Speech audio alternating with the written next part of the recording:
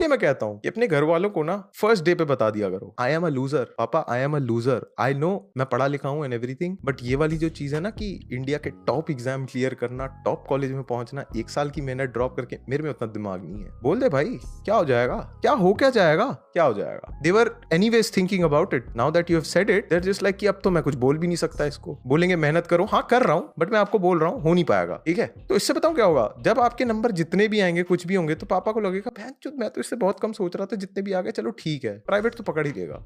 PS5 नहीं है भाई, वो मेरा हीटर है। और ये सारी चीजें करके आपको पता है आप क्या कर लोगे, आप अपना फियर ऑफ फेलियर अपने माँ बाप से छीन के बस अपना कर लोगे कि वो फियर ऑफ फेलियर सिर्फ और सिर्फ आपका है। आप जब पढ़ने बैठोगे तो आपको इस बात का डर नहीं लगेगा कि यार पापा डांटेंगे, आपको इस बात का डर लगेगा कि बहन चोद भाई मैं भी कॉलेज में होता भाई। और आपको पता है आपका सक्सेस क्या होगा, आपका सक्सेस यही होगा कि आप अपना फियर ऑफ फेलियर अपने पास ले आए। Bro you are masturbating, I am not masturbating bro, I am just saying what I want to. PS5 नहीं है भाई, वो मेरा हीटर है। बट हाँ, वापस से आते हैं नंबर के ऊपर।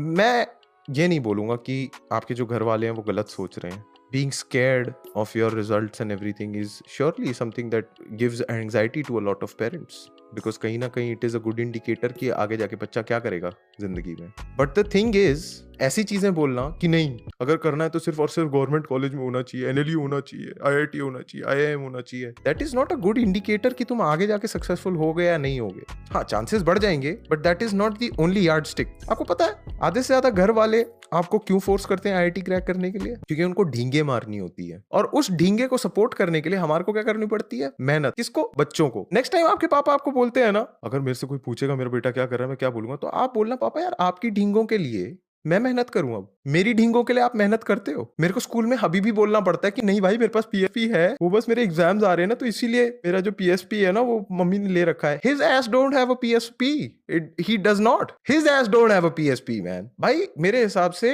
ढींगे पालना is a two way street. अगर आपके पापा आपकी ढींगे नहीं पाल रहे तो आप भी अपने पापा की ढींगे मत पालो। सिंपल। वो तेरा IIT क्यों नहीं क्लियर हुआ, क्योंकि आपने जॉर्डन नहीं दिलाए।